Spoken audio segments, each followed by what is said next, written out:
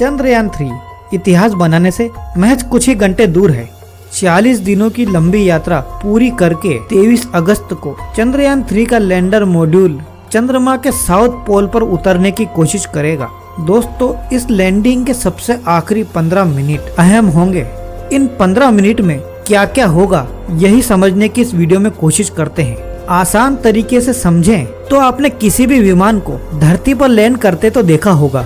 विमान ऊंचाई से धीरे धीरे धरती की ओर आता है, फिर रनवे पर डाउन होता है और फिर उसके बाद वो धरती पर उतरता है। लेकिन दोस्तों, धरती पर लैंड करना और चांद पर लैंडिंग करना, इन दोनों में बहुत बड़ा फर्क है। क्योंकि दोस्तों, चंद्रमा पर कोई भी वायुमंडल नहीं है, इसीलिए लैंडर को हवा में उड़कर नहीं बल्कि पैराशूट की मदद से नीचे उतारना मुमकिन है। इसके लिए पहले लैंडर की स्पीड को कंट्रोल किया जाएगा, फिर उसकी सॉफ्ट लैंडिंग की कोशिश होगी। चंद्रयान का लैंडर एक लंबी गोलाकार कक्षा में चंद्रमा के चक्कर काट रहा है। चंद्रमा की सतह से 100 किलोमीटर ऊपर गुजरने के बाद इसे चंद्रमा की ग्रेविटी महसूस होने लगती है। इसके बाद ये चंद्रमा की सतह की ओर तेजी से जाने लगता है, या फिर यूं कहें कि ये गिरने लगता है। दोस्तों, तब इसकी स्पीड बहुत तेज हो जाती है।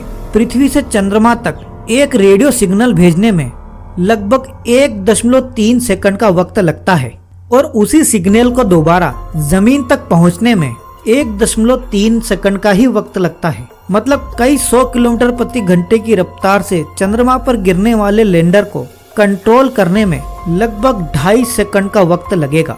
ऐसे में लैंडर को ऐसे प्रोग्राम किया जाता है कि वो अपने फैसले खुद ले सके। चंद्रमा की सतह पर सॉफ्ट लैंडिंग हो गई तो इसके बाद लैंडर मॉड्यूल पृथ्वी पर सिग्नल भेजना शुरू करता है। फिर थोड़ी देर बाद इसमें लगा रैंप खुल जाता है।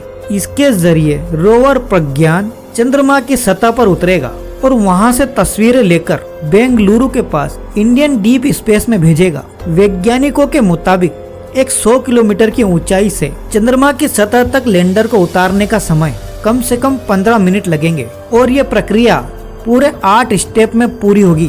तो चलिए इन 8 स्टेप को भी समझ लेते हैं। सॉफ्ट लैंडिंग की प्रक्रिया तब शुरू होगी जब चंद्रयान-3 100 किलोमीटर की ऊंचाई से नीचे नहीं उतर जाता।